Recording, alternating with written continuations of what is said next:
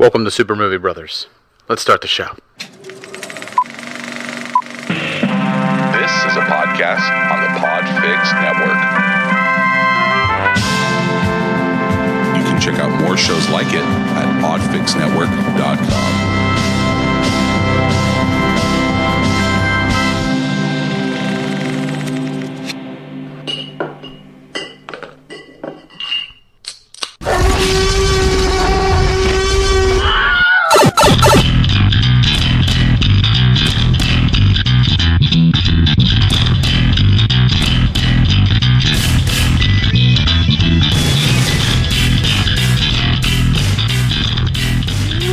Welcome to Super Movie Brothers, episode 121. That's a palindrome. It's the same forward as it is backwards, Jay. I don't know why. Whoa. I just like celebrating these little milestones. I'm your host, Super Movie Brother Dave. I'm your host, Super Movie Brother Jay. Jay? Yes. It's been 1 week since you looked at me. Cocked your head to the side and said I'm angry. I actually had a fun little weekend being an Uber driver. Oh, really? Yeah. That's interesting. So my sister belongs to a very fancy, swanky kind of health club, and they were enjoying their 40th anniversary. So they threw a whole big shindig, big-ass party, like crazy money. Like they spent $500 per couple for a VIP going I mean, everyone got dressed up. They actually hired me. You're a hooker. Maybe you're a very good hooker. They were going to give me $100 to drive my sister's fiance's car to go pick up another married couple and them, and then take them to this place, and then go pick them up later on in the night. And I'm like, that's it? Okay. And I got like 3-4 hours to kill in between. I'm like, this is perfect. I don't really care. I'm not going to go out on Saturday night. Well, you have been saying... I'm single. I don't date. I'm like... You have been saying you need a part-time job. I think you found your calling. But not only that, like I don't have to pay any fees. I don't have to use my own car. I'm like, I can't. I'm not going to say it on air, but I came up with an idea. Yeah. But it was kind of a funny night because the other married couple got shit-faced drunk. The one guy got flagged. His wife fell down. You're drunk. You're sexy. I mean, granted, it was a 2,000 people event. She's wearing high heels. She could have fell down for a number of reasons. However, I'm always in a girl's defense when she falls down with high heels on. I can't imagine them not doing it more often.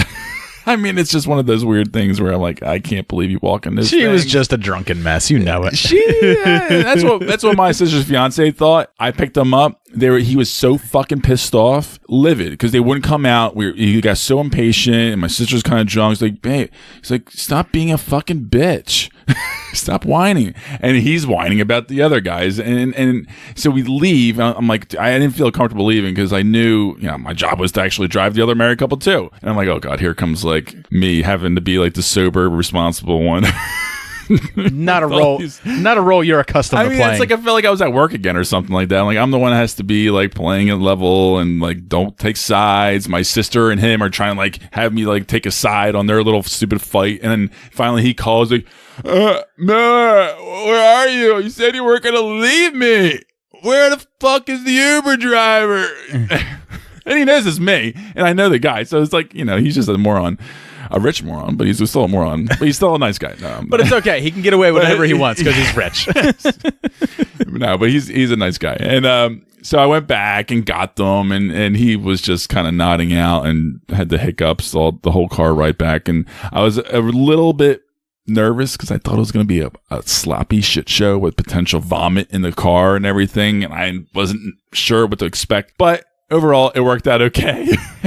Hey, you get to charge extra if they vomit in the car. That's part of Uber's rules, man. Look, I even got an extra $20. There you go. You got tips. For dealing with the extra bullshit drama. So you got tips. There you go. Yeah, you've been saying you need a nice little night. You've been saying you need a part-time job, and I do. I still need one. And you'd be the perfect Uber driver because one of my biggest concerns about getting an Uber driver is the forced, awkward conversation with said Uber driver, especially if they're the talky kind. You're not the talky kind. You won't even say a word if you don't have to. Exactly. Yeah, you'd be the perfect Uber driver. My sister always said that. I'm like, you're my favorite driver, Jason.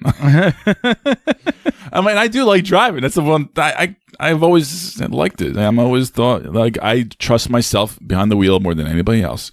But whatever. I mean, it was an interesting experience. I just got a brand new car. It's a lease. I'm not going to be Ubering in that thing.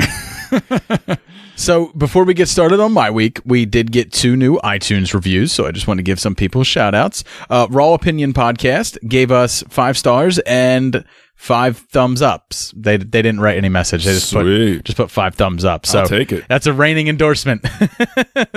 it's better than Ebert and Roper used to give movies. They only gave 2 thumbs up. Yeah. We got 5. Roll over in your grave now, Ebert. He would.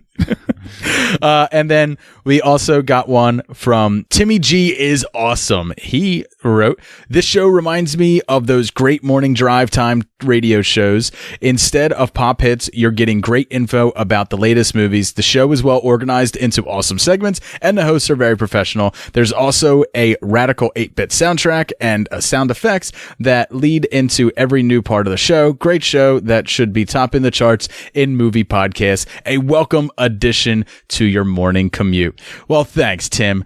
Spread the word. Glowing endorsement. I like that one. That was pretty good. Spread the word. I've never seen us on anyone's top charts anywhere, so it's never going to happen. I checked the new and noteworthy page on iTunes, and I see the same podcasts that have been up there forever. I look at their, it's like, oh, how long have they been around? Oh, since 2016. How are they new? How is he calling us professional, though? Yeah, that's...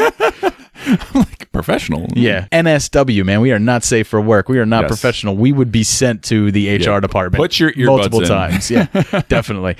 So this weekend for me, I didn't get into a whole lot during the weekend. We did have Logan. So we needed something to do with Logan on Saturday night. And I'll be honest with you, when it's raining outside, there's not a whole lot to do. Terrible. On a Saturday night.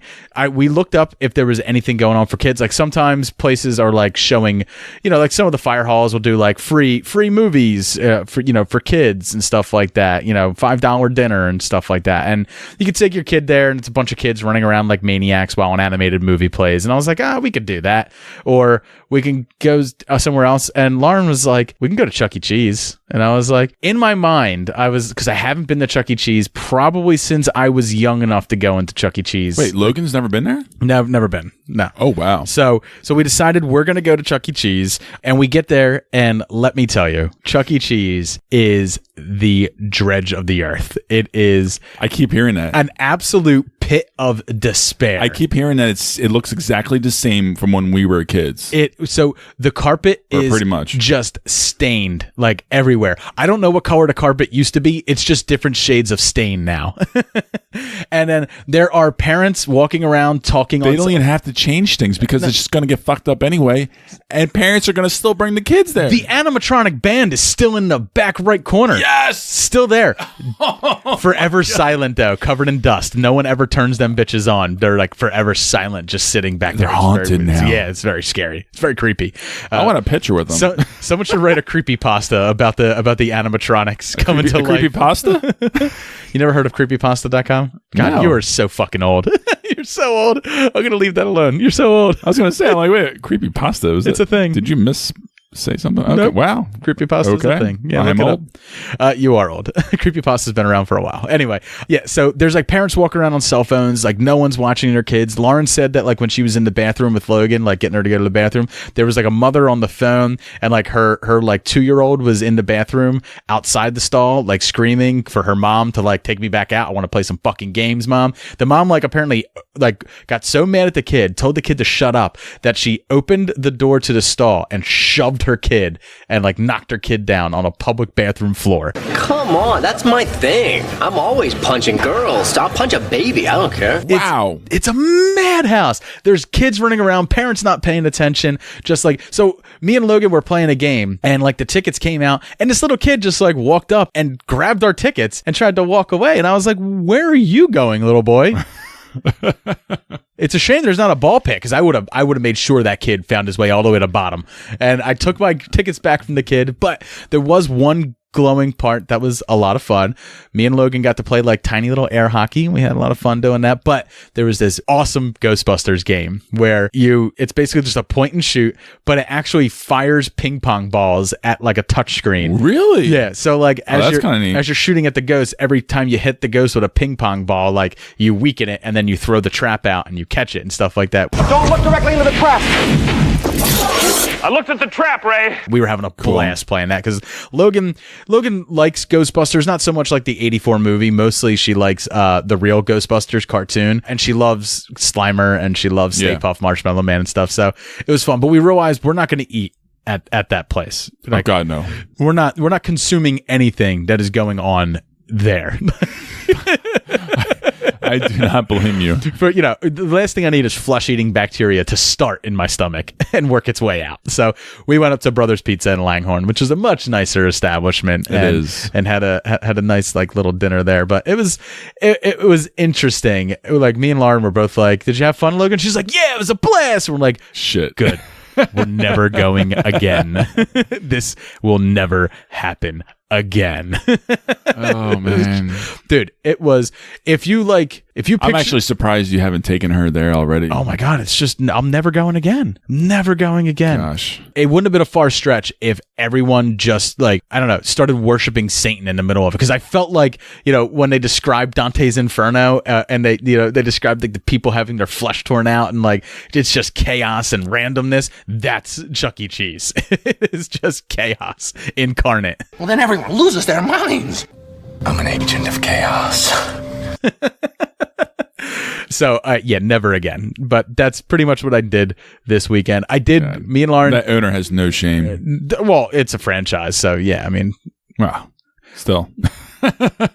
Whoever owns that one has literally been just sitting back and collecting the paycheck. The dough keeps rolling in. Dude, I remember when I was a kid, and this is always it's better. It's always done well. It was always better when I was younger. The tickets, 5 tickets could get you like a candy or something like that. Now for like Logan to get an Airhead, it was like 35 tickets or something like that for like one little piece of candy, for one like little tiny fun size piece that you can of get candy. For like a nickel, that you can get for for at least 50 cents. And then she had 280 tickets. So what she got was a little Koosh like flamingo that was very tiny and fell apart like at Brothers Pizza, and like a little like plastic molded starfish that I think she played with in the tub for 1 minute, and then I think it fell down the drain and it's gone forever. The joy of having kids. Oh, the joy. So me and Lauren did catch up on a lot of our TV show watching, so I was going to talk about some of that. But Jay, what were you watching this week? Well, I did finish up with Daredevil, and I really did enjoy it. I thought it ended with a bang. I agree. You said the end fight with Fisk wasn't... It's a little underwhelming, perhaps. I was fine with it compared to that first fight with Fisk, where like in the street and stuff like that, just going ham on each other. Yeah, and I was fine with it, and I thought overall it developed really nicely, and it was pretty cool to see Mrs. Fisk kind of get into the picture a little bit more. Vanessa.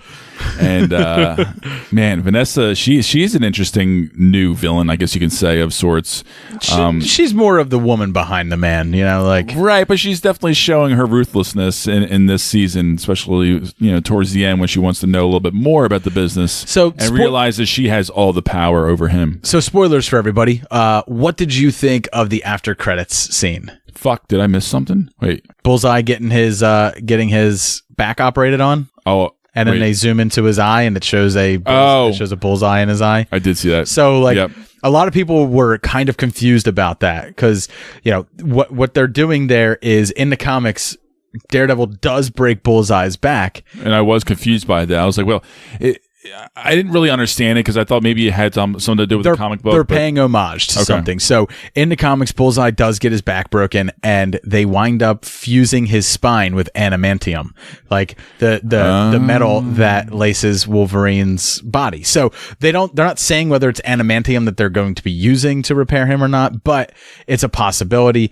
And what happens as a result of that surgery is Bullseye comes back better, stronger, faster, more durable. So he's Jesus. And can't imagine, because of his spinal cord injury, all pain receptors in his body have been fried. He feels no pain whatsoever. So next time he faces off against Daredevil, he will be the Bullseye that people were expecting him to be, and he's going to be far more deadlier and harder for Matt to face off. Because more than likely, Wilson Fisk may be in the next season, but he won't be the main villain. Bullseye will be the main villain. Well, he was kind of the main villain already anyway for this season for the most part. And I did really like the actor. I thought he did a really good job. And he had a lot of mental torment and pain throughout the season and a lot of backstory. It was really a pretty cool season. I love Wilson Fisk. I think he's one of the best Marvel villains out there. And I think they just did it right. And he's a fucking genius. And they say it in the season and you see it fucking on screen, how he is just this grand villain who just controls and runs the whole city in the underground. Did you know that the guy who plays Bullseye, Wilson Bethel, who plays Agent Poindexter, he was actually up for the role of Captain America before Chris Evans and almost got it. Wow. Because I don't recognize the guy. That's interesting. Yeah, they wanted that was back when Joe Johnson wanted to go with kind of like a no name for it. Yeah, and they ended up. Well, he's got the look and the body and all that. I think he pulls off crazy better. I think he pulls off unhinged. He did a great job with it. That's what I mean. And you could see he has a little bit of that both sides of him. You know, you can polish up, but you can also get real gruff and fucking crazy. So what else did you watch, man? So I saw unfortunately. It's completely misleading. I thought I was going to see a whole different kind of movie called The Escape. It's a 2007 film that's actually currently on Hulu and written and directed by Dominic Savage. And it starred Dominic Cooper and Gemma Arterton. And I really like those young stars. And, they really just play like an upper middle class British couple. Two young kids, nothing fancy. And all of a sudden you just see the slow burn and release of a painful portrayal of this woman who is just deeply depressed in her situation and in her life. Boring. And nothing much more than that. And she just slowly unravels and starts becoming unhinged until she just makes a wild decision to leave and realizes she just can't do anything more than get out of this kind of situation. She's just flat out unhappy. Boring. What else you got? It's fucking boring. And that's the thing. It was an interesting character study where she did a good job trying to portray what it was, but the writer and director did not flesh it out at all. You spend way too much time talking about bad movies. I just talked about it for a second. Just move on. I'm just moving on. 2 minutes is a long time. I was finished up with it anyway. That's 2 minutes that our listeners will never get back. Time is the most precious commodity, Jay. I try not to talk about the bad movies I see, but it was one of the movies I saw. So anyway, I finally did see Sorry to Bother You. Dave just reviewed that last episode, and I pretty much agree, man. And this was definitely one of the most ambitious political satire films that I've seen of recent date, especially with the hip, bold characteristics going on with this filmmaker, Boots Riley. A little too long for me. It got a little too much for me, especially when towards the end it just needed to start finishing up and closing up what it wanted to say. By the time you were done, had you seen enough horsecock? Was the amount of horsecock that you wanted to see satiated? Sometimes, not often, but sometimes I like the idea of a chick with a horse. I never really thought that I would ever see horsecock, in my life, but seeing it, well, now you have in all its glory, in action glory, swinging around, freewheeling. That's right. I mean, I'm good. How about when I understand now why girls like horses that much now. It makes a lot of sense now. But no, other than that, it does have a pretty strong, powerful message and underlying the whole story. And I'm going to give it an A- though. You give it an A, and I definitely don't think it's quite an A for me, but I do really appreciate what they did and tried to pull off, and it's a fun little movie. All right, man. So me and Lauren this week, we finished up watching The Chilling Tales of Sabrina. It is the Sabrina the Teenage Witch TV show that's been on Netflix, and I was a little leery of it because it comes from the guy who's the creator of Riverdale, which is on CW and stuff, and that's a melodramatic mess that I just don't like to get into. My wife really enjoys it, but I like dark, gothic, macabre horror stuff, and this is kind of like a teen drama with a lot of those elements, and it doesn't shy away from blood, violence, gore, and the occult, and it's actually extremely. I found myself really, really enjoying it. Maybe not. I was waiting to hear your review. Maybe not so much like the kids in it. I think I more or less I like the world they built. Like I really like the world they built with warlocks and secret hidden covens and societies. And what about Sabrina? She's the kid that I like the most, but I mean, God, she's so one-dimensional in so many ways. Where it's just like I got to be the good witch, like a millennial. No, in that kind of regard, not or at just all. Oh, okay, not at all. The show has a very like late '60s, early '70s feel, even though it takes place in contemporary times. But that's because it's paying homage to something that was created in the '60s and '70s, just like the Archie comics that were made in the '50s and '60s and still all up to today. But no, it's just that she's one-dimensional in the fact that like she's a witch, but she wants to be a good witch, and she like everything. She's always just trying to help. Like, I just want to help everybody, and it's like, fuck that, man. You are a witch. Jump in that orgy, man. You know, use your magic for bad things sometimes. Like, come on, be tempted. It's just a weird thing. She doesn't seem to be tempted by like all these the dark side at all. Yeah, all these like new powers and stuff. And they don't like tease that. it. Like, she doesn't. No, they tease that the darkness wants her for something, but they don't tease that So she never flutters the line. No. That's kind of surprising, right? Like you kind of want her just like you want her to be like, you know, I don't know. That adds to the character drama and it really, tension. I mean, and development. For her, it's not. I mean, the drama more or less comes out of her. You don't want a lead to be too square. So sometimes. like the way the comic always worked was Sabrina would learn something new in magic. She would apply it to a friend's life to help them out. It would go horribly awry, and then she would have to fix it before the end of the comic. Right. So it's kind of plays with that, except when her mistakes go wrong, like they go really wrong. People like get hurt, maimed, die. Wow. So I'll give it a try. Yeah, I'll give it a try. There's a few times where she goes a little dark, but you know she still has a plan, and she still comes out kind of mostly squeaky clean in the end. But I enjoyed it. I enjoyed the hell out of it, but I'm not in love with it. Like, I'm not chomping at the bit for season 2. It's not like a Stranger Things thing where like you're just really just chomping at the bit. Okay. No, not at all. But you still really enjoyed it. You thought it did a pretty good job for what it was. Yeah. So it did kind of lay out like a comic where each episode does finish up at the very end and it continues on. It's definitely a full series where there is a main story thread that's being followed. So it's not like a network drama or anything. Yeah, like I don't that. think Netflix ever wants to really do that because that's plays against what their whole motto is essentially in their format. Something else I watched. Some listeners might know that me and Lauren used to do a Walking Dead podcast together, and we stopped doing it because we weren't really into the show anymore, and it just became us bitching about the show. I would still bitch about the current season that's on right now, The Walking Dead, because the past episodes have not been great. But I will say this: last night's finale for Andrew Lincoln playing Rick Grimes on the show subverted my expectations quite a bit. So they've been teasing us all season long that this is the end of Rick Grimes on The Walking Dead. And for the past 3 episodes, they've been saying like, 3 more episodes and Rick Grimes leaves. 2 more episodes, Rick Grimes gone. Viewers. Last episode before Rick Grimes leaves, it's here. Rick Grimes is gonna die on Sunday. Rick Grimes will leave The Walking Dead, which makes you think death, right? Rick Grimes is going to die. And they set up this entire episode where he goes through the past, meets with dead friends in the afterlife while he's dying in real life. And they're having like this very like out of body experience for him as he's trying to save the town from a bunch of walkers. He's leading all the walkers away. He is clearly 100% going to die. He blows a bridge up, gets like, you would just assume he blew up with the bridge. And at the end of the episode, he's laying on the bank of a river, Jay, and a helicopter lands and picks him up. And you don't know where he's going. The fuck? So the last episode of Rick Grimes is, it's Rick Grimes' last episode on The Walking Dead.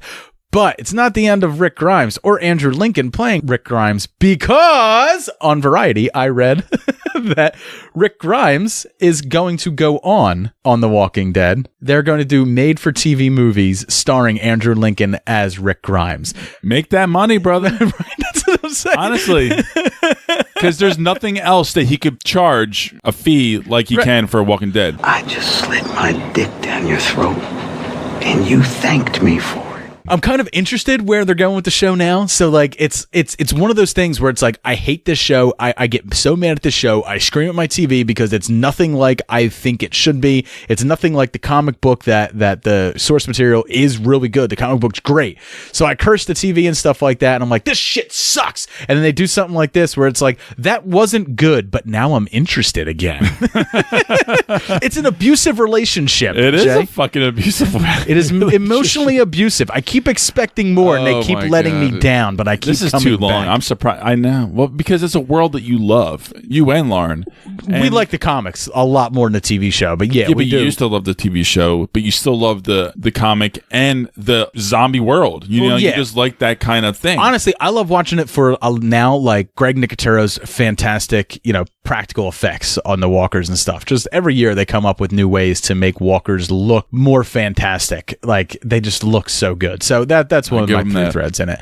But yeah, so that's what I've been doing. I didn't get to watch a whole lot of movies this weekend. So the only movie I really got around to seeing was Bohemian Rhapsody. So I am going to be doing a 5-minute review for that.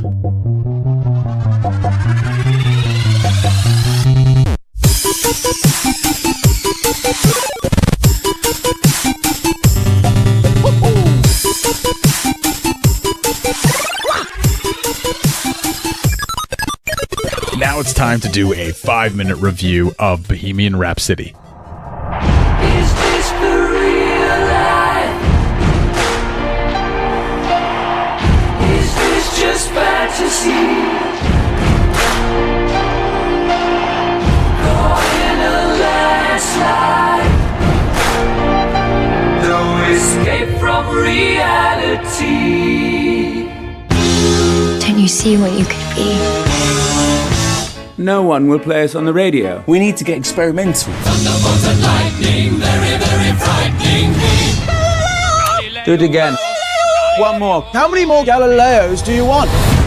Roger, there's only room in this band for one hysterical queen. Let me go, let you go. Mark these words. No one will play Queen. Fortune favours the bold. Freddie, concerning your private life. What more do you need to know? I make music. I want to give the audience a song that they can perform. What's the lyric? Sing it, we will rock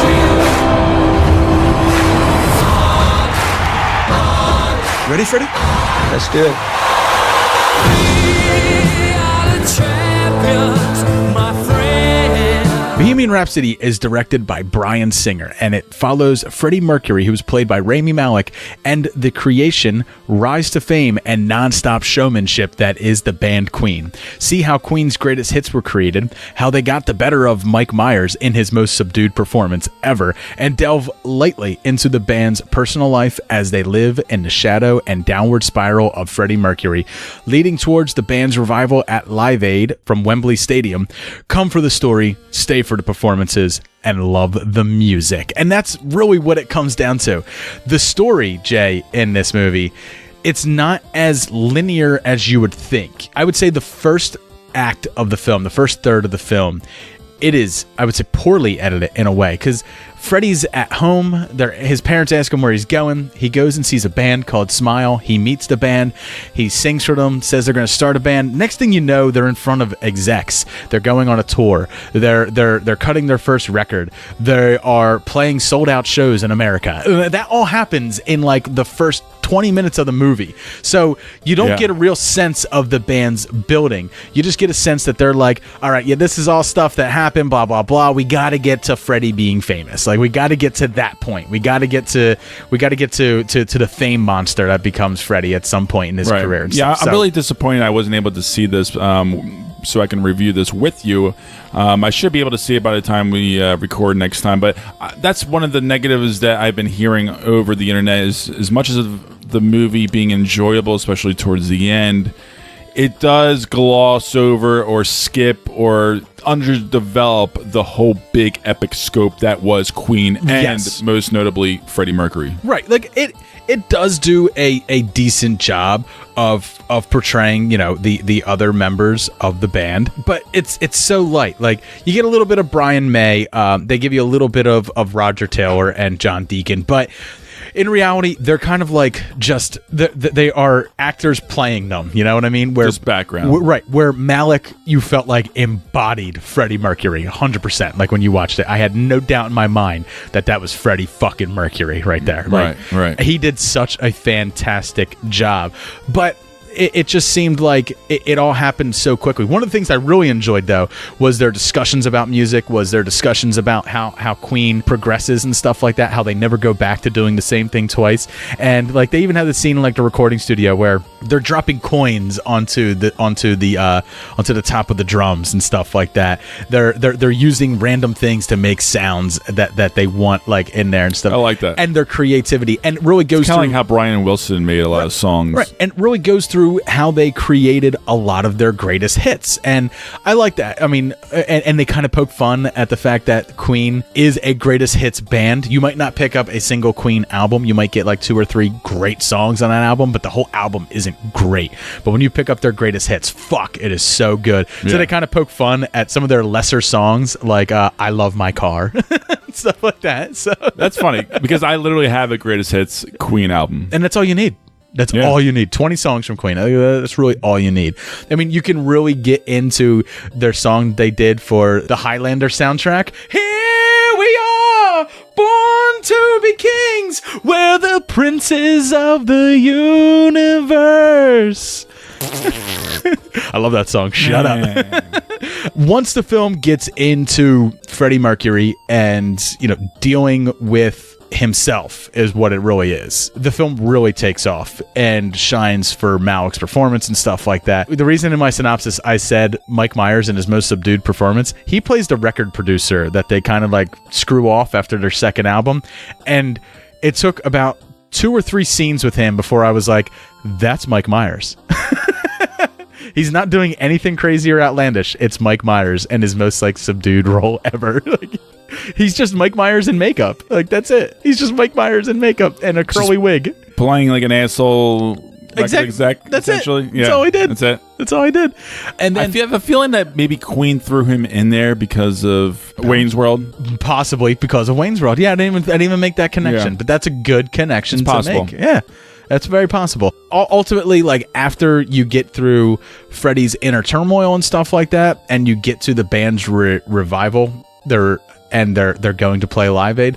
I gotta say, the last act is absolutely amazing live performance at Live Aid. It is literally 15 minutes of their set from Wembley Stadium, and that was the real set was like just over 20 minutes. It was just over 20 minutes, so they practically played the entire Live Aid set, and it was amazing. Though it was amazing. Yeah, I literally watched the whole thing on YouTube 2 weeks ago, and I'm really excited to see what they do on screen with it. It's powerful. It's good. It was very powerful. It's really good, and they did a great job. Sometimes Malik sang. Sometimes they had a voice, not voice actor. Actually, I don't think he actually sung at all. I think they changed. They had like 2 or 3 different singers. Yes. Sing the Mercury songs, and they also used Freddie Mercury as well. They clearly used his voice in some of them. It's just clear that they were directly from live performances and albums. Yeah, Remy did his own speaking voice. Yes. But as far as the singing, I don't think he did any kind of singing.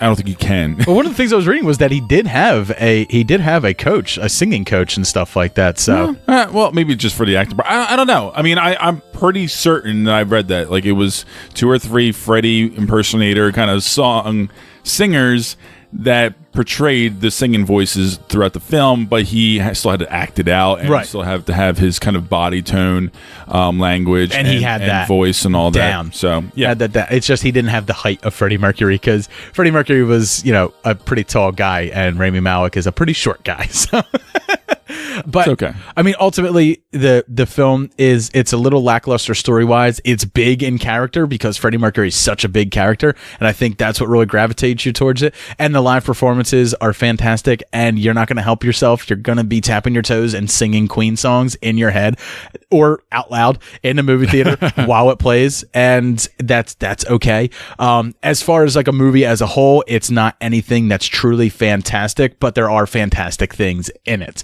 So I give it a B, man. All right, cool. Fair grade. All right, so coming up, me and Jay got some news stories from this past week that we're going to run through.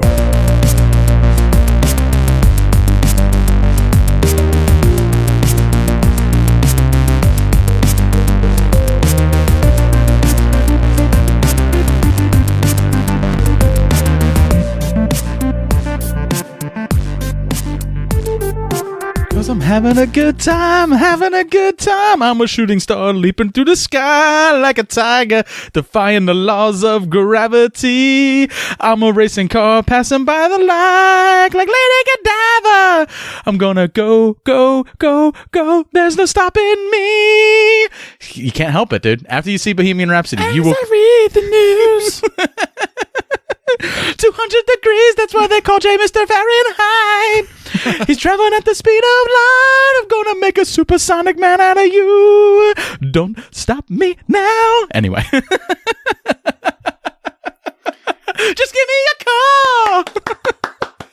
You can't help it, Jay. And they saved that song for the end credits of Bohemian Rhapsody. They saved it for you. I was waiting for that song. I'm sure you were singing the whole rest of the day. Hands down, it's my favorite Queen song, and I was waiting for it the entire time throughout the movie. And I even looked at Lauren like after the Live Aid concert, and I went, I'm just so disappointed that they didn't play "Don't Stop Me Now," and then all you hear is "So don't stop me now," and I was like, yes.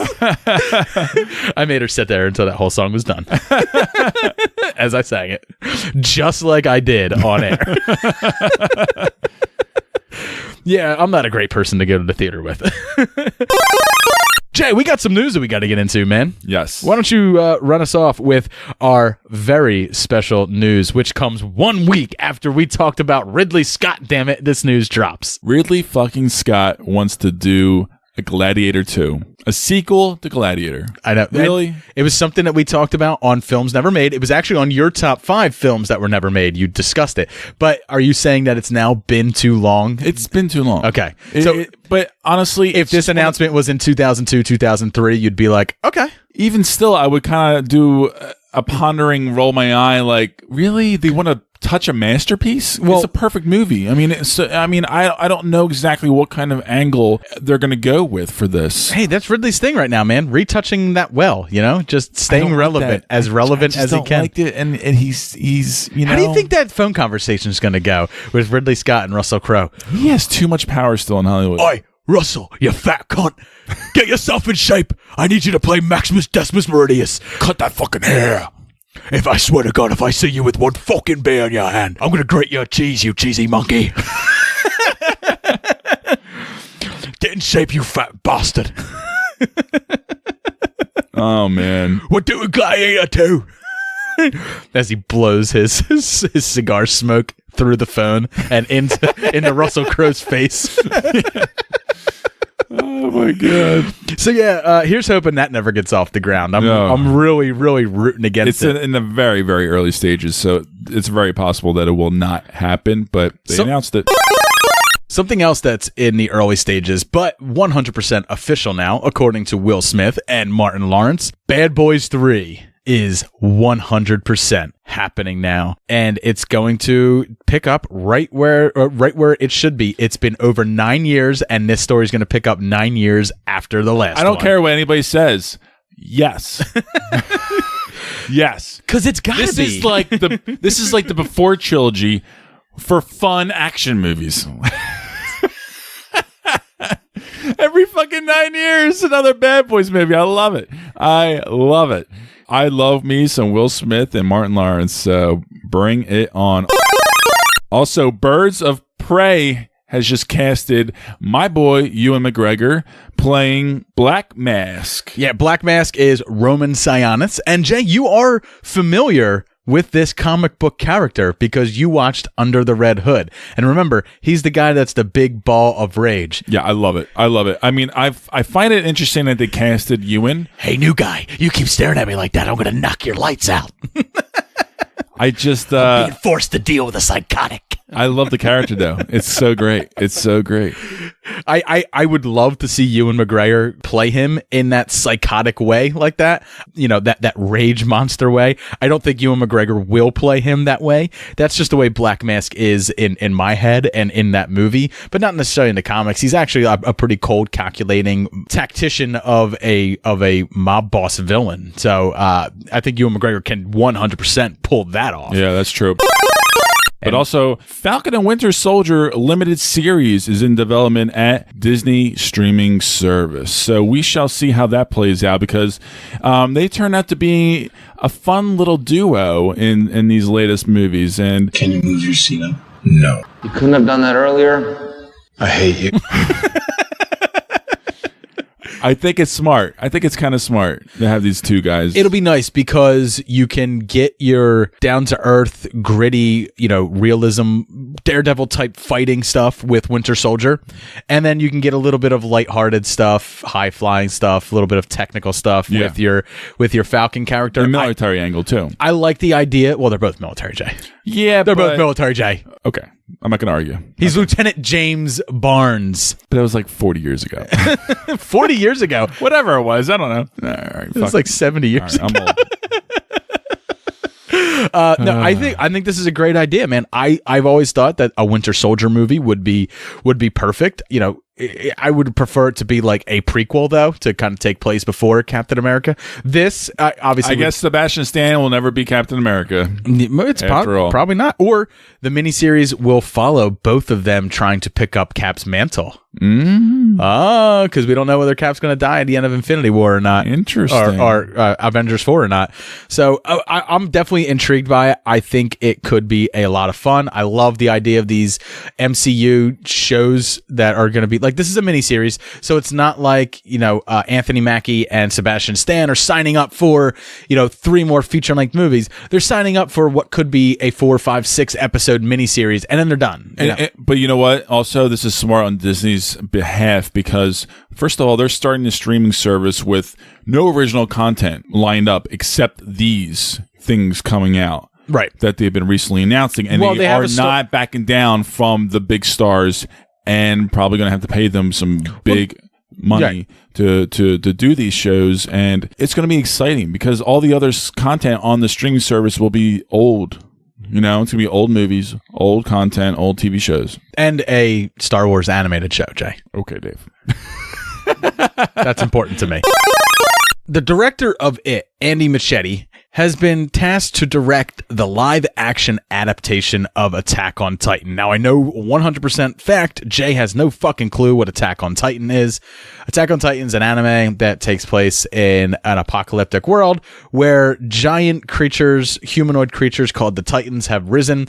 They've forced humanity to live in kind of like one sort of mega city behind a wall, and they devour and eat people when they can. And it follows a group of cadets who fight against them, and with these cool high-flying wires and swords and stuff. It's a lot of fun. It's very cool. I enjoyed the first season. I'm not really liking the second season as much as the first season, but I would actually be really interested in seeing a live-action film. Now, there was a Japanese live-action film that came out, and it was not good. It was just absolutely terrible.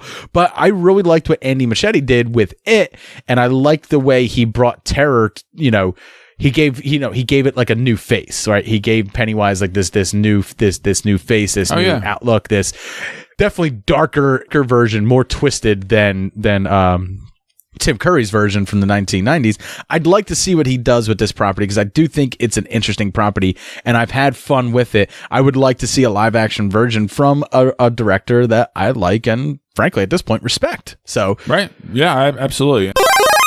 So for Christmas time, we have ourselves the already confirmed Deadpool 2 PG-13 movie now, which has a title. and it's called Once Upon a Deadpool. It's pretty much confirmed to have a similar story structure as the sequel for Deadpool 2. And added Fred Savage. Add Fred Savage somehow, and some additional footage that I heard they shot a ton of weird footage, guerrilla style, in one day. Originally supposed to be... I don't know what that means. I don't know what they are doing, but that's what they did. Originally supposed to be a DVD release only, or Blu-ray release only. Now we'll have a limited run in theaters. They're already fantastic at the marketing, and that's all it takes during the holiday season to bring in a fucking PG-13 crowd during the holiday season, and it's fucking Deadpool, which is already making a crap load of money.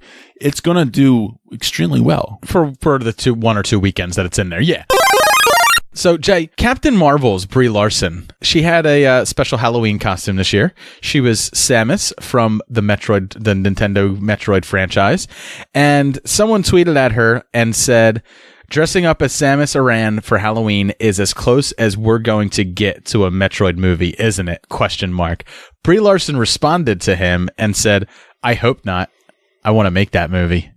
She would like to play Samus. And well, you know what? After this year, she's going to be, well, hopefully, potentially, a major star with Captain Marvel and the Avengers 4 I would movie love out, so. a live-action Metroid movie, and I may not necessarily want Brie Larson to play Samus. Who owns that?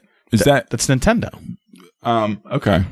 So you don't know what studio would No, Nintendo has been historically close-guarded about selling the movie rights to their films because of what happened with the Super Mario Brothers movie. What a story, Mark. So more than likely, Nintendo would probably develop their own studio to make this movie. Really? More than likely. They're very careful about who they give their properties to at this point. They have the money to do it. Exactly. So, well, not as much money as you'd think, but they are a very smart, savvy company. Good for them. So, but I would actually love to see it. And I may not necessarily want Brie Larson to play Samus, but it gets people talking. And it gets people interested, and don't think that Hollywood doesn't read these type of tweets. They do. And go like, you know what? Yeah, not a bad idea. All right, Jay, one final news story. This is one that you sent to me. The Avatar sequels all have titles, and I cannot stand them. Avatar, : The Way of Water. Avatar, : The Seed Bearer. Avatar, : The Tulkun Rider. Avatar, : The Crest for Uaya. Fuck you, James Cameron. By the way, The Way of Water is due out December 18th, 2020. What is, like, I don't... It makes me speechless. It does. It really does. It's just one of those things where nobody wants these movies. So I can already There's no see... way he can make something that's going to be that orgasmic to the eyes where everyone's going to have to go out and see Technology's this movie. gotten better in the past 10 years since that movie's come out. But So. like I always say to people, like the human eye can only absorb so much. So I'm just like, I'm looking at this and I'm thinking like, The Way of Water. And for some reason I keep flashing to Pocahontas. Just around the river bend, I look just once more around the river bend. The Seed Bearer. Something tells me that is when he's going to get the girl Na'vi pregnant. Are we gonna have an R-rated Avatar movie and see a sex scene like Deadpool or something? No. But what's the Tulkun Rider? The Tolkien Rider. Oh gosh, I don't know. It's going to be a rip on J.R.R. Tolkien's The Lord of the Rings. It's the Tolkien Rider, and the crest for Uaya. Look, I will say this: I will be using my AMC A list, and you'll be seeing all of them. to see the IMAX 3D version. I have a prediction: you are going to be the biggest Avatar series fan. We're like, I'm a huge nerd when it comes to Star Wars and like other things. This is going to be your franchise. I'm calling it now. You're going to see the first one and be like, a feast for the eyes, a tour de force. all your buzzwords. I saw the first Avatar in IMAX 3D, and I praised it. Yeah, it was fucking amazing. It was really gorgeous to see. I felt like I was an Avatar. Yeah, and then I never saw it again. And then I tried to see it on TV, and I was like, oh. And it was just hideous to watch it on a fucking 40-inch screen TV and see it on TV. And I'm like, this is boring and weird looking, and this is not what I remember from the theater experience. I was just making fun of you for the buzzwords you use when you review films. I have a limited vocabulary, David. I think I counted. I don't have a master's degree. I think you said tour de force in the past 3 episodes, and I'm like, he does say tour de force a lot. You know, I like using like I like to recycle words every once in a while. That's true. We all know that. So that's gonna do it for our gravitas. Yes, got some real gravitas. So that's going to do it for our new segment this week. Coming up next, me and Jay are going to get into our beers with our rock and roll drunk scene as we get ready to count down our top 5 rock and roll movies.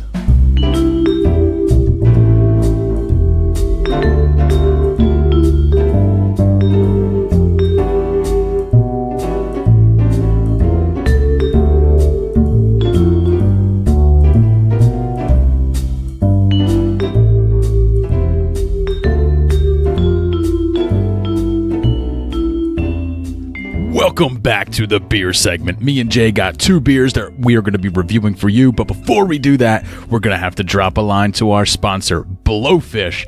Blowfish, as always, is the only FDA-approved hangover cure. What it is, 2 tablets, drop it in 8 to 12 ounces of water, drink that shit down, and you are going to start feeling better. So, if you went to a rock and roll concert last night, and you maybe smoked a little bit too much of the ganj, drank a few too many beers, and you got a wicked hot hangover in the morning, and you will, make sure that you drink down some of that Blowfish to get you through the day.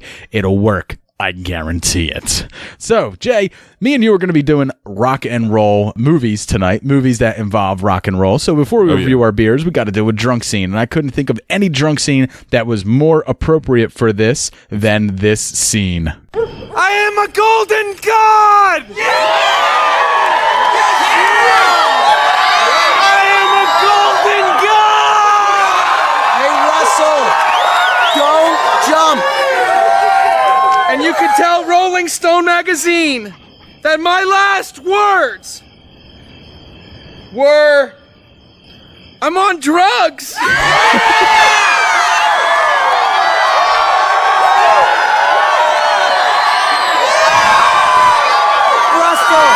I think we should work on those last words. Okay. Oh, I got it. This is better. Last words. I dig music.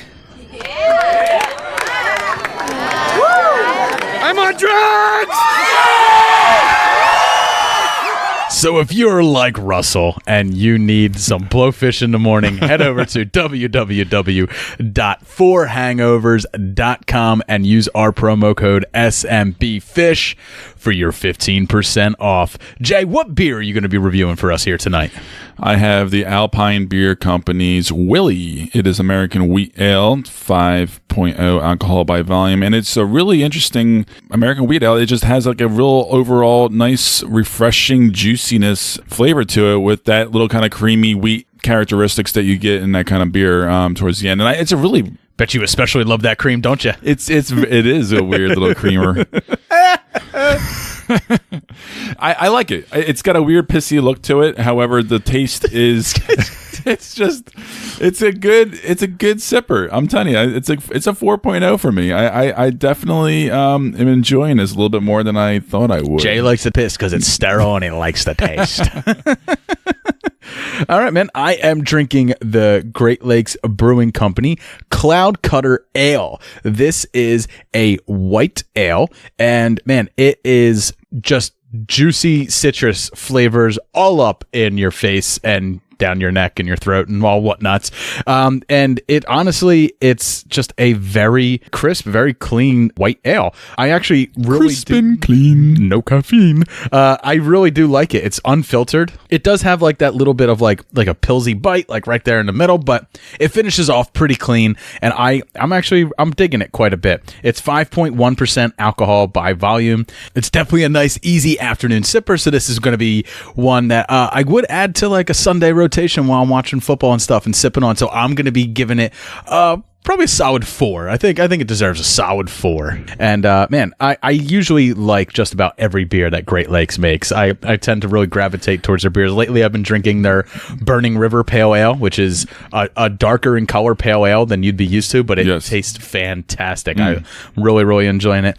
And you may notice that we didn't really talk about tonight's drunk scene too much. That's because I'm pretty sure that is going to be on one of our lists, and we're going to talk about Almost Famous a little bit. Yes. Coming up in our next segment, which is Top 5 Rock and Roll Movies.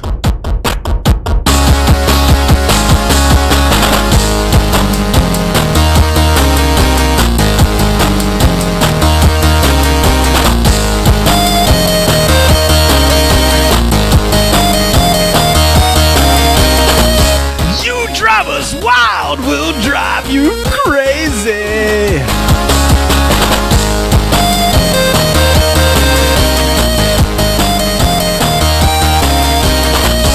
You drive us wild, we'll drive you crazy. You keep on shouting, you keep on shouting. I wanna rock and roll all night and party every day. I wanna rock and roll all night and party every day. I spent so much time thinking about how to introduce our top 5 rock and roll. There's only one way. That was perfect. I don't know if all of that will make it in there, but I guess some of it will definitely make it into our outtakes reel that I've been building. No. That'll get in there. It's because Bohemian Rhapsody came out this week, and that's what I went and saw this week, and we did a review for it.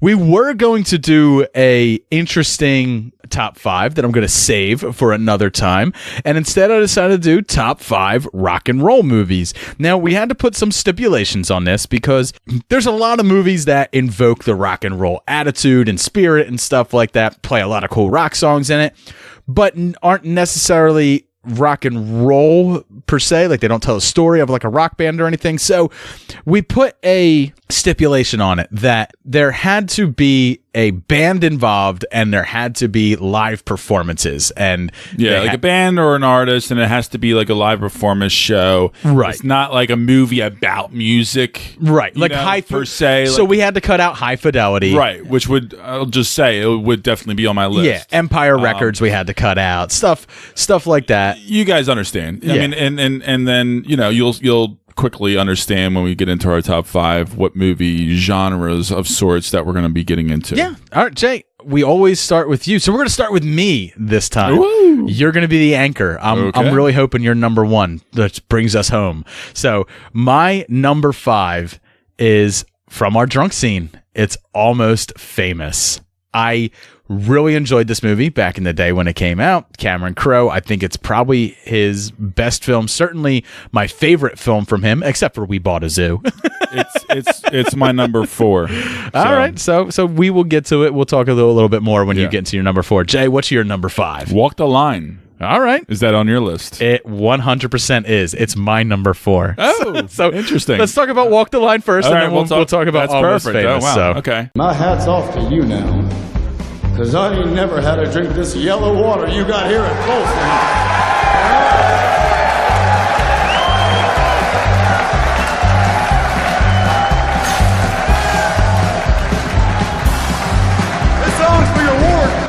Yeah. So this one really just embodied Johnny Cash in all of its glory because, of course, one of our great current actors, Joaquin Phoenix, just completely embodied Johnny Cash, and we both really enjoy his music. And I love he's just a guy, like a real man of principle, and just fucking alcohol and drug abuse. I got like this weird like obsession with the scene where like they're at Thanksgiving dinner and he's fucked up on black jackets and he goes outside and he's like, fuck it, I'm gonna get this tractor out of the ditch. I'm just like, what is your train of thought here? It's like, and then I love the part where, you know, where it's like, aren't you going to go down there and help him? I don't go down there with him. Hun, you already are down there with him. And like, you know, June goes down and helps him up and stays with him, gets him clean and everything. And that's it. It's a beautiful love story as well as. It's a really beautiful love story. The music's great. Reese did a great job, but really Joaquin, you know, just steals the show. And I think he kind of got robbed a little bit. He should have won a couple more awards, I think, during that year. And it showed a great scope of his childhood and upbringing and then his life. And then towards the end, you know, and doesn't back down from his abuse and asshole behavior that he had quite a bit throughout his life. Hey, man, my favorite poster of Johnny Cash is him holding a guitar, flipping the camera off. It's the best. It perfectly embodies him. It's weird coming from a guy that came out of like the same era as like, you know, Gene Autry and stuff like that, you know? And his brand of country music is the only type of country music I ever really listened to. I love it. And I love the way to describe it, you know, steady like a freight train. You know, he talks his songs. He doesn't sing his songs. He talks them. Right. I love that. And not many people can actually get away with that because his voice is just hypnotic, you know? And all the live performances are great, all leading up to the Folsom Prison show, which that's hands down like one of my favorite albums is Folsom Prison Blues. I absolutely love that album. My favorite song from his isn't actually in the movie, but it's A Boy Named Sue. My name is Sue. How do you do? You're gonna die. That's what I told him. Yeah, that's what I told him. Fucking love that. So solid pick for me too. Jay, your number 4 was Almost Famous. My number 5 was Almost Famous. Rock stars have kidnapped my son.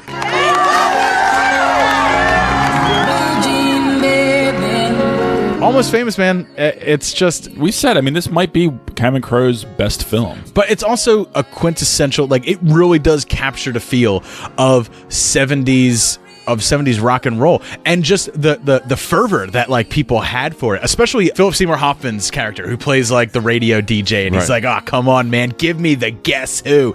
Everyone was a rock and roll aficionado back then, you know, like it just feels that way, like the way the story's told. Like it was at its most fever pitch in that time period, and it's funny to see the baby boomer crowd and generation still to this day just completely change their personalities almost when they go to rock shows or they talk about albums or they talk about former shows back in the day. Right, but even bands today like still say like, I'm influenced by Zeppelin. I'm influenced by the stuff that was going on then.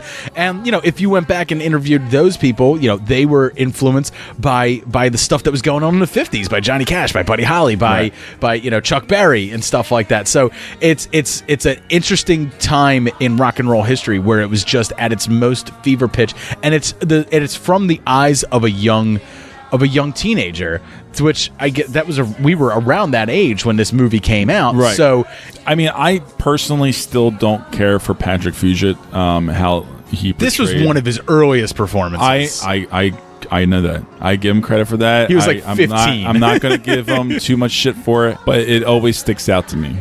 I really, it's my number one issue with the film is his casting. However, I love this story, and I love the homages that it takes and it pulls from other bands and other stories. And Billy Crudup is the perfect, you know, lead singer, fantastic. Egomaniac. You know? Absolutely. He has that look. And Kate Hudson, obviously, I mean, she was perfect. Put her on the map. It put her on the map, but she was also born to play this role because she was that role. Exactly. I mean, she's married and dated a bunch of big-time musicians in her life, and it's still current to this day. There's a lot of people out there like that. And also, you know, Frances McDormand, she's always such a great scene stealer. My son's been kidnapped by rock stars. I mean, you know, I just fucking love it. I love it. I mean, she was so fantastic, and you kind of saw, like, you know, the other side of the coin a little bit, you know, and even she sort of warmed up to the rock and roll thing slightly towards the end there. And Philip Seymour Seymour Hoffman, my God, playing that radio DJ, you really come on, man, give me the guess who. He oozed that rock and roll passion, as you would think a real rock and roll DJ would have, of course. But Philip just really sells it so perfectly, and the band does too. And by far, one of the greatest scenes ever in this fucking movie is the bus scene. Oh yes, where they all sing Tiny Dancer. I absolutely it's a fantastic movie, and it's weirdly like a feel good movie, even though it doesn't leave you feeling so good like all the time throughout it. Yeah, it leaves you in a good place when it's done. I like the honesty of that. Yeah, I liked it a lot. So Jay, my number 3. This is Spinal Tap. The numbers all go to 11. Look. Right across the board. 11, 11, and most of 11, and amps go up to 10. Exactly. Does that mean it's louder? Is it any louder? Well, it's 1 louder, isn't it? It's not 10. You see, most blokes are going to be playing at 10. You're on 10 here, all the way up, all the way up, all the way up. You're on 10 on your guitar. Where can you go from there? Where? I don't know. Nowhere, exactly. What we do is, if we need that extra push over the cliff, you know what we do? Put it up to 11. 11, exactly. 1 louder. Why don't you just make 10 louder and make 10 be the top number and make that a little louder? These go to 11. It's on the Never top. saw it. It's on the top of a lot of people's lists. I know it is. And I do have a great appreciation for it. I do love this movie. I find it hilarious, and it's truly a comedic, tornado of perfect. I think that's like the only way to really describe it. So it's directed by Rob Reiner, but it was actually written by Rob Reiner, Michael McKean, Christopher Guest, and Harry Shearer. The reason that they all get writing credits is because, Jay, it was almost entirely ad-libbed. Everything they do. This movie was filmed for hundreds and hundreds of hours. This is like the Anchorman of 1984. They filmed so much of this movie, and stuff is on the cutting room floor that's still coming to surface today. That's hilarious. I mean, as you know, I saw bits and pieces of it, and it is very unique and hysterical. I could see so many bands adore this movie. That's one of the things might be one of their favorite comedies and just rock movies in general. I recently watched a documentary about it, and like a couple bands talked about like, yes, we do watch this, but it's not as funny to us because some of this stuff is so close to home and so real life for us.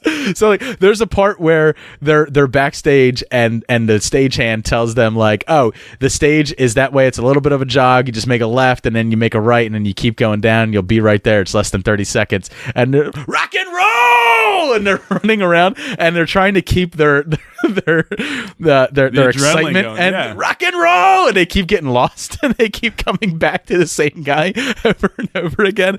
We love you, Cleveland. You know, every movie you always see that behind the stage is always pitch black. It's like, how are they walking? Right. I feel like I would be tripping over something or bumping into somebody. So like when the documentary I was watching, it was artists saying like, we've done that. We've gotten lost in the halls. We've gotten up on stage and screamed, you know, we love you, this city, and it was the wrong city. Like that's the thing that I find funny, but like it's just the little things too. Like when they're talking about the amps, obviously, you know, their amps go to 11. Well, why not just make 10 louder? So that way the amp is just as loud at 10. And he doesn't know what to say, but ours go to 11. And he's talking about his guitar collection, and he's like, "Don't look at it. Don't touch it. Don't even point at it." Do you play all these? I love all these. The tiny bread in the craft service table. It's one of the funniest movies I think I've ever seen. And one of the really cool things is, Jay, is these guys all played the Folksmen in A Mighty Wind, and they all went on tour together.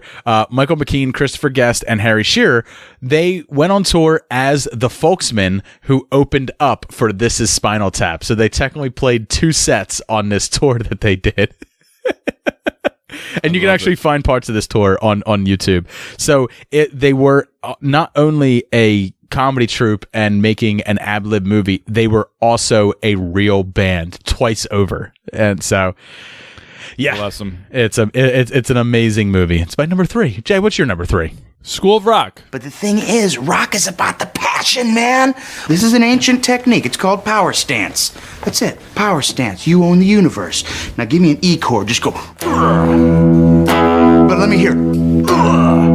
Yeah, now raise your goblet of rock. It's a toast to those who rock. It is honorable mention, but such an adored movie. I'm just not a Jack Black fan. It's weird because in this movie, I 100% am. See, it's weird because Tenacious D, The Pick of Destiny, almost made it onto my list because I love Tenacious D, but I'm not necessarily crazy about Jack Black. Is that weird? I don't know. Yes. I'm like, yes, it is. I love Jack Black in Tropic Thunder. I mean, there's certain things I like. I wasn't crazy about him in Tropic Thunder. There's certain things I like him in, other things that I'm not crazy about him in. But yeah, School of Rock, I would say is a high watermark in his career. I think for his career, 100%. I mean, it definitely made his career essentially. I think in many ways. I think it was tailor made for him as a person and as an actor because he's a down and out rocker who just was depressed, debt. He lands this substitute teacher gig at this private uptight elementary school. No, he doesn't land it. He steals it. He steals that gig. Right. And he finds that these kids are missing something and they need something. They're missing edge. Yes. They're missing rock. And he brings it to him in all its glory and shows that each person has a special talent that can contribute to a band. And he forms this School of Rock and this band. And I just love it. You gotta say it like Jack Black. Rock! Rock! Rock!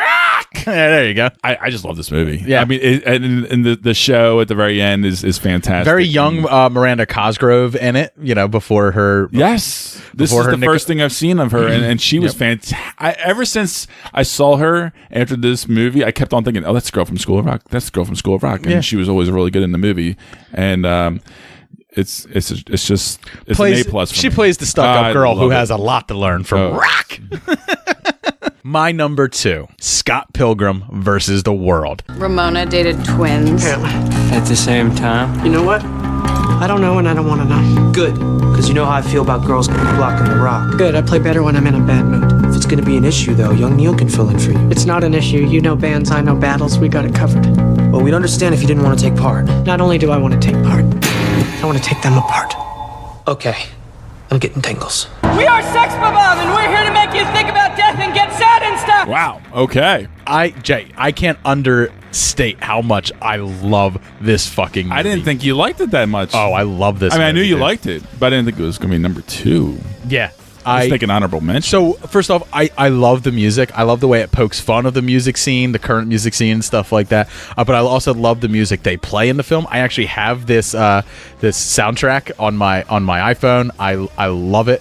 I sing along with the movie, but I also I just love the world that they have in it. I just love how outlandish it gets, and I truly laugh out loud every time I watch it. But also, I just truly love the music, and I love the live performances. My favorite part is the beginning, with the first battle of the bands, when the guy shows up to fight him there. But like the first band is just like the movie is too nuts for me.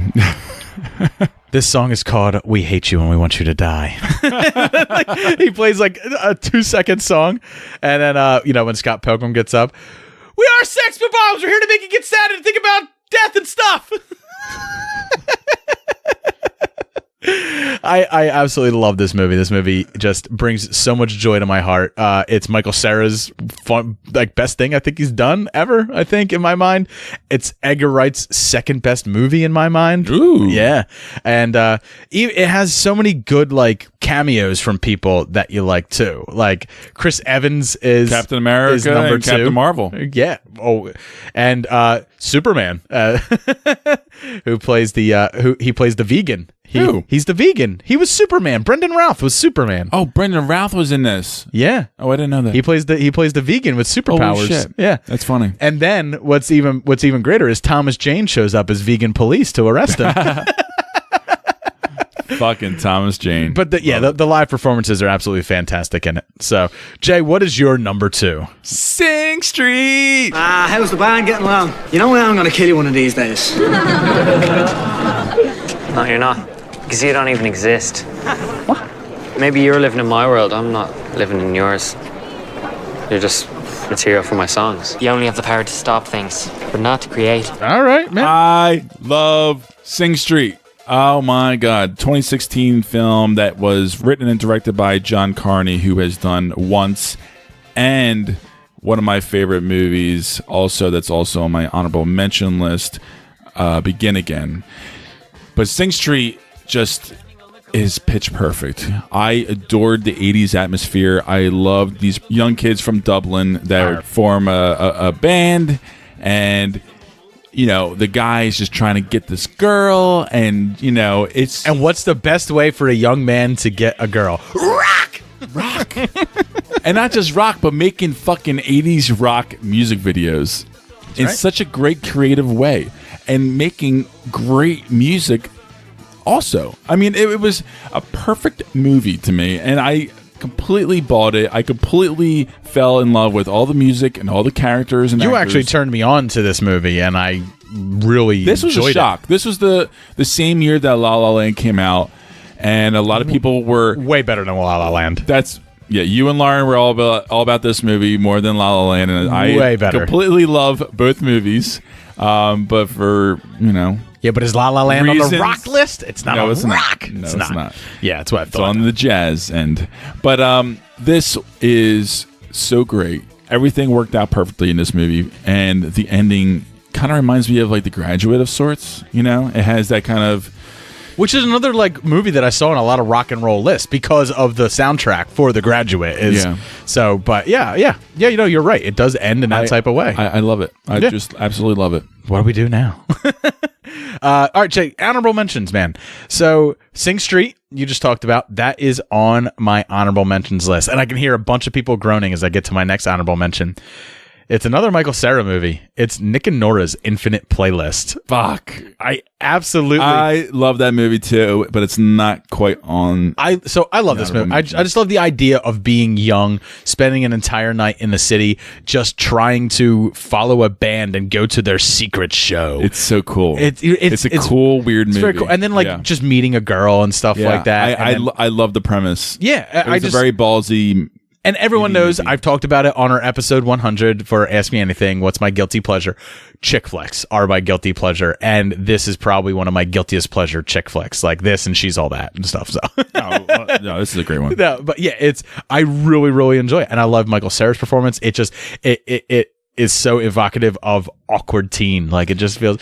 And Kat Dennings is fantastic as well, playing that girl, and they do a good job playing with each other. I still love her to this day. Sure. And Jay, my final one is one that I know a lot of people probably haven't seen in a long time because it's been a long time, but it follows 4 teenagers who steal one of their mom's cars, give magical mushrooms to somebody so that they can sneak out of the house, drive to Detroit, and see Kiss play live. It's Detroit Rock City. I absolutely love Detroit Rock City. Never saw it. You should see it. It is a awesome teen comedy as well as an awesome rock and roll film with the actual Kiss band in it. And there's nothing more rock and roll than Kiss. Like they just embodied rock and roll. That is true. It's a fun movie. I absolutely love it. Jay, what are your honorable mentions? Well, kind of a spin-off from Walk the Line. Walk Hard. Walk Hard. Walk The Dewey Hard. Cox story. God, this movie was almost on my top 5 because I loved the comedy in this movie. What happened to you, Dewey? I don't know, but I know what happened to you. Patrick Duffy took a beating. It's so fucking perfect. They went balls out hard on this movie. It is one of the most underrated movies I feel like that are out there. I think underseen movies. People need to see this movie. It's so good. It's so well done. It was another Anchorman type formula where it was a lot of ad-libbing. It's a Judd Apatow film, yeah. Tim Meadows is amazing in this movie. I love Tim Meadows in this movie. They're all great. They really are. I mean, and John C. Reilly was just magic. What other honorable mentions? You have Pop Star Never Stop Stoppin'? Not a rock movie. Sure it is. Pop is rock, buddy. Fuck that, not me. It all derives from the same place. Not to me. Gus Van Sant's Last Days. I saw this movie when this came out, and I was kind of like in my hardcore flush of super indie movie days. And you're still in that phase. Don't kid yourself. Yeah, maybe. But this was a hard watch. It's a very hard watch. Yeah. And Michael Pitt plays supposedly Kurt Cobain in his last days before he kills himself. Obviously, the lead singer of Nirvana, and it is hypnotic. It does have a lot of hypnotic scenes, and it's a really interesting, too little dark for weird me. I mean, movie. I've seen it. Extremely dark. It's so dark. It's a fucked up little movie, but very experimental, and it still sticks with me somehow. Crybaby. The John Walters film with Johnny Depp playing a funny little spin on 50s rocker. Rockabilly. And yeah, right. This is a fucked up, funny little weird movie. Fucked up, little, and weird are all adjectives to describe John Waters himself, so. It's camp. The tragically ludicrous? The ludicrously tragic? Oh, yeah, like when a clown dies. Well, sort of. Sure, absolutely. And I love John Waters. And having Iggy Pop in the movie as well is just fitting as well. So, all right, man. Those are my movies. All right, my number one, and I can hear a lot of people saying that's not rock and roll, but soul and blues gave birth to rock and roll. So much of this movie embodies rock and roll. We're all on a mission from Gad. Blues Brothers, man. First you trade the Cadillac for a microphone. Then you lie to me about the band. Now you're gonna put me right back in the joint. They're not gonna catch us. We're on a mission from God. How can Blues Brothers not be a number one? The performances in it are absolutely amazing. The movie is hilarious, and just the Blues Brothers tearing up Chicago is amazing, and it's got neo-Nazis. It is. The comedy is so subdued in other places, so outlandish in others, and it is just everything that I think I would want from a musical, because this is like a musical in a way. There's so many performances: Aretha Franklin, Ray Charles, James Brown. It's just I know like a lot of that's not rock and roll, but it's like all that stuff is rock and roll. It's what built rock and roll, and at the end, when they're in jail, they sing Jailhouse Rock. It's such a good movie. Look, this was... I can't tell you why I didn't put this on my list, and I can't really tell you why I didn't even put it on my honorable mentions list, because it should be. It should be. It really is. But I love this movie. I adore it. I did grow up with it. Great cameos. Yeah. Epic fucking great car cameos chase. from actors, from musicians. It's just one of the best musical. There's just it's such a love letter to music. I know at the it's just time. my top 5 just sticks with me as far as rewatchability that I personally just kind of like more. Well, Jay, look at my reason. list. Obviously, this fits with my list. This fits with like my style, like what I like. I mean, 3 of the movies on my list are comedies, right? So yeah, and they're my top 3. Right. And my number 1 is obviously something that I already talked about because it's this year's A Star Is Born. I don't sing my own songs. Why? I just don't feel comfortable. Why wouldn't you feel comfortable? Almost every single person has told me they like the way I sounded, but that they didn't like the way I look. I think you're beautiful. I fucking love this movie. It's my number 1 movie of 2018 so far. I love the music. I love what Bradley Cooper directed in this film, in the story. Why did I save you to go last? I don't know. I knew you were going to regret it as soon as I said this fucking movie. Yeah, I did. So, immediately. Shut up. I love it. I bought so many songs from the soundtrack already. I just adore it. I think it's a great story, great music. He did a fantastic job portraying the musician, Lady Gaga playing this upcoming musician also, and beautiful. It's just beautiful. It's a whatever. It puts movie. me in tears. It's a whatever every movie goddamn for time. me. It's like I gave it a decent score because I really enjoyed the film with the time I spent with it. I'm never going back to it. It's just not anything. I think you know why probably it emotionally gets me. I can watch all the movies I put on my list multiple times and have. And your number one is A Star Is Born. I just don't get it. Hey, don't get me wrong. I'm sure people listening to it loved that movie too. So, I mean, that's why we do the show, because I haven't heard any bad things about anybody who's already seen it. We have dueling person. So- I'm the only one that has negative things about it. And I think it's because you ruined it for me before I ever saw it. Which I've done many times before already. Yeah, your love for it is killing it for me. The fact that you love it makes me want to hate it. I think that's what ruined La La Land too for you. But honestly, No. La La Land was not that I good. think, see, for me, when I enjoy being in a world and I emotionally get invested into, like, whether it be the music or the story or the characters, that goes a long way with me. And especially with Bradley Cooper with the directing, as far as showing these performances live at all these different kind of festivals around the world really just kind of viscerally puts you into the fucking mindset of these characters as well, which is really cool and powerful. All around, I just absolutely love this movie, 100%. So Even far, it's though- still my number one of the year. Even though I gave A Star Is Born a better score than I gave Bohemian Rhapsody, I will 100% watch Bohemian Rhapsody before I watch A Star Is Born again. And that's another reason why I was a little upset that I didn't see this movie before tonight's recording, because it could very well be on my list. I don't know. It would definitely be in we'll my see. honorable mentions. I didn't mention it because we already talked about it in the show, so there was no sense in putting it in my honorable mentions, but it would be in my honorable mentions. Queen is probably one of my favorite bands that we were talking about in that Almost Famous era, like that. I love their sound so much, so unique, so great. Iconic. So that's going to do it for me and Jay's list. I don't think anyone was surprised with Jay's A Star Is Born as number one. It's a little high for me for a film that came out this year, but whatever. Jay is a star fucker, and he just loves what's hip. Fucking it raw dog, Just baby.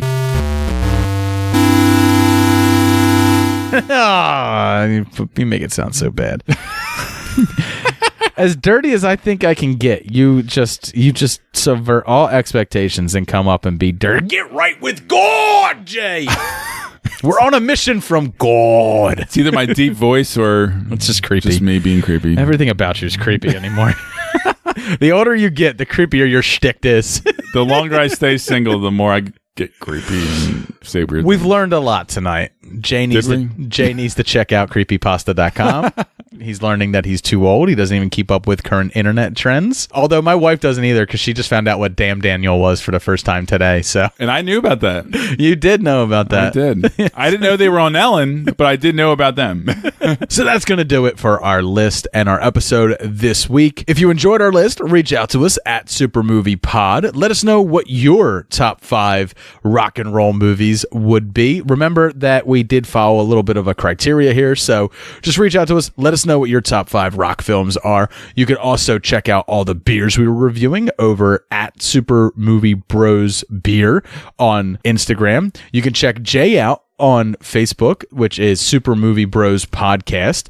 And then you can also check us out on the Podfix Network. That's www.podfixnetwork.com. That's our network. We're part of a network. We love the network we're a part of, so make sure you go over there and you check out all the other great shows and content that we got over there. Also, Instagram, Super Movie Already Bros said it. Beers. Thank you very much, Dave.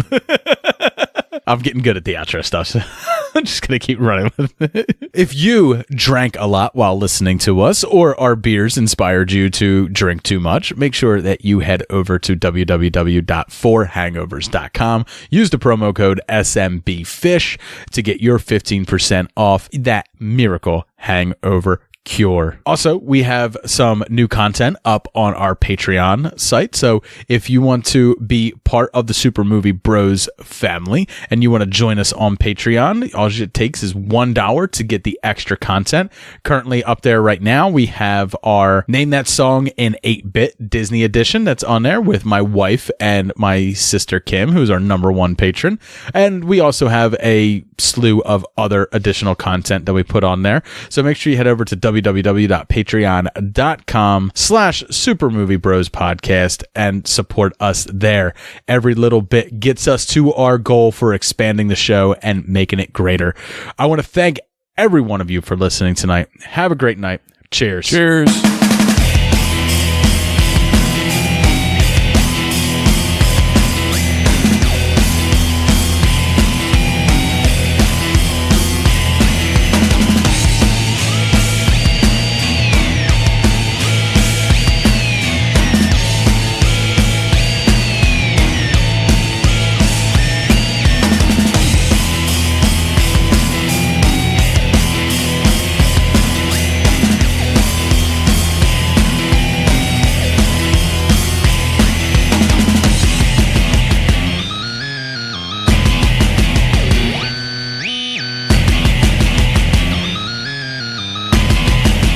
We're on a mission from God.